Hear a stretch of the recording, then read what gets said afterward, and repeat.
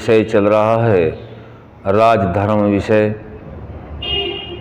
सत्यार्थ प्रकाश का छठा समोल्लास से, जो स्वामी दयानंद जी महाराज इस ग्रंथ के माध्यम से राजा, प्रजा और सेना के विषय को समझा रहे हैं।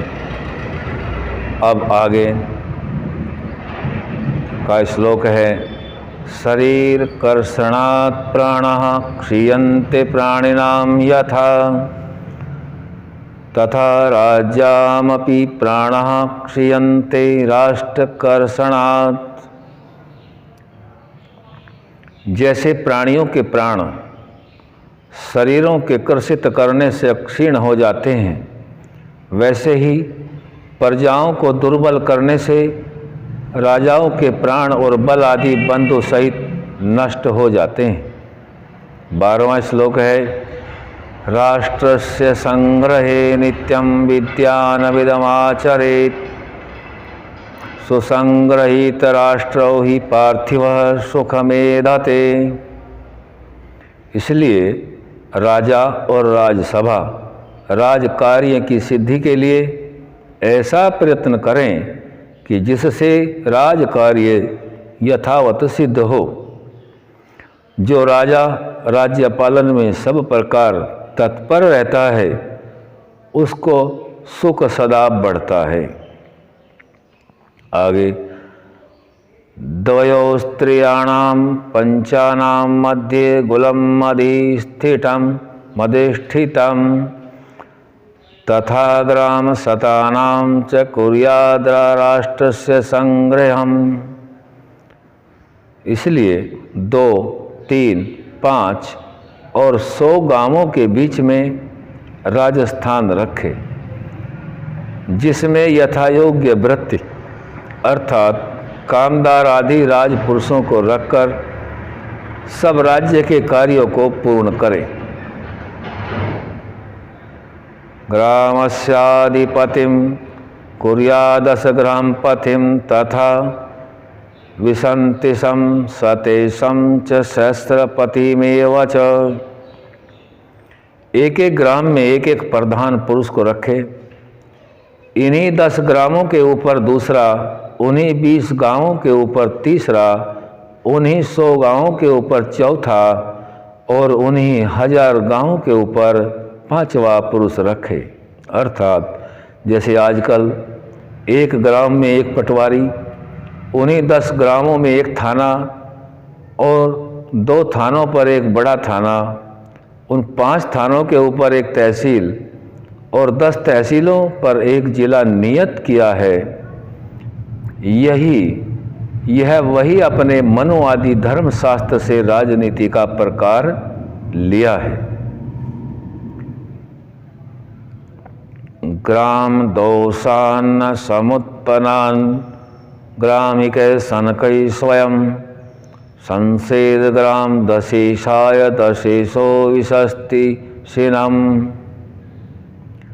15वें श्लोक का अर्थ है, इस प्रकार प्रबंध करे और आज्ञा देवे कि वह एक एक ग्राम का पति ग्रामों में नित्य प्रति जो दोष उत्पन्न हो उनको गुप्तता से 10 ग्रामे के पति को विदित कर दे, और वह 10 ग्राम अधिपति उसी प्रकार 20 ग्राम के स्वामी को 10 ग्रामों का वर्तमान नित्य प्रति जना देवे।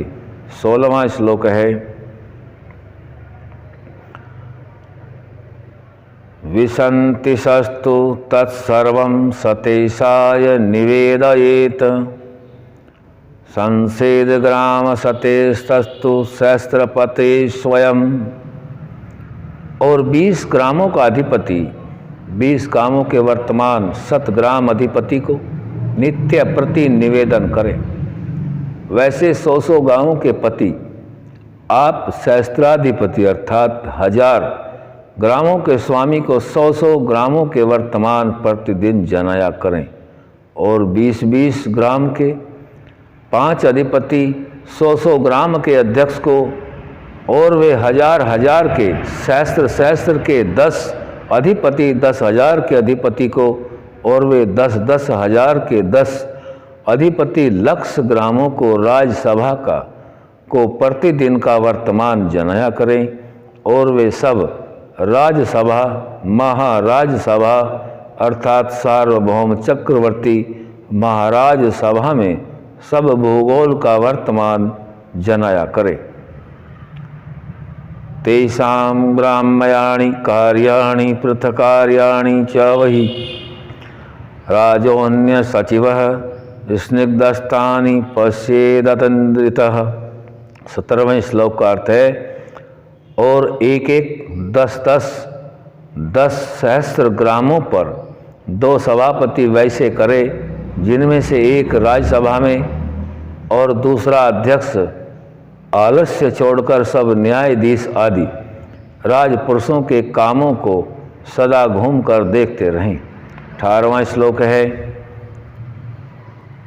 नगरे नगरे चैकम कुर्यात् सर्वार्थ चिंतकम उच्च स्थानम गौररूपम नक्षत्राणामिव गृहम। इसका अर्थ है, बड़े बड़े नगरों में एक एक विचार करने वाली सभा का सुंदर उच्च और विशाल जैसा कि चंद्रमा है वैसा एक एक घर बनावे।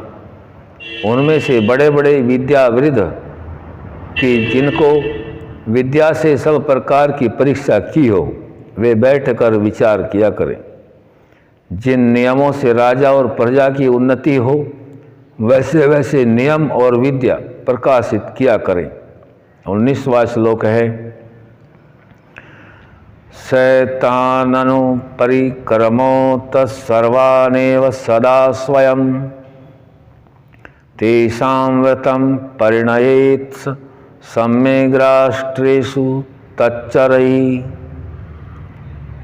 श्लोक का अर्थ है, जो नित्य घूमने वाला सभापति हो उसके अधीन सब गुप्तचर अर्थात दूतों को रखे, जो राजपुरुष और राजपुरुषों के साथ नित्य संबंध रखते हों वे गुप्त रीति से जाना करें। जिनका अपराध हो उनको दंड और जिनका गुण हो उनकी प्रतिष्ठा सदा किया करें। राज्यो हि रक्षाधिकृता प्रस्वादायिना शठः भृत्या भवन्ति प्रायेण तभ्यो रक्षेदिमा प्रजा। का अर्थ है, राजा को प्रजा की रक्षा का अधिकार देवे। वे धार्मिक सुपरीक्षित विद्वान कुलीन हों, उनके अधीन प्राय 60 और पर पदार्थ हरने वाले चोर डाकुओं को भी नौकर रख के उनको दुष्ट कर्म से बचाने के लिए राजा के नौकर करके उन्हीं रक्षा करने वाले विद्वानों की स्वाधीन करके उनसे प्रजा की रक्षा यथावत करे। 21वां श्लोक है, ये कारिकेभ्योऽर्थमेव गृह्य पापचेतसः तेषां सर्वस्वमादाय राजा कुर्यात् प्रवासनम। जो राजपुरुष अन्याय से वादी प्रतिवादी से गुप्त धन लेके पक्षपात से अन्याय करे उनका